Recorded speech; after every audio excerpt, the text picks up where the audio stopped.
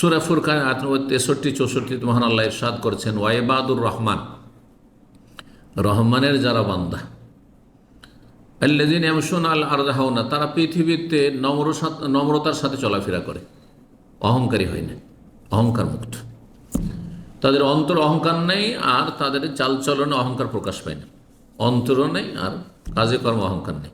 ওয়াইযা খাতাবাহুমুল জাহিলুনা, আর যখন মূর্খরা তাদের সাথে কথা বলে অথবা মূর্খদের সাথে যখন লেনদেন হয় আর মূর্খামি করে, যদি কেউ আপনার সাথে মূর্খামি করে, ঝামেলা বাঁধিতে আসছে, অভদ্রতা দেখাচ্ছে, অন্যায় করছে, সীমা লঙ্ঘন করছে, কালু সালামা, সালাম বলে কেটে পড়ে। এটা সালাম মানে এই ইসলামের অভিবাদন নাই।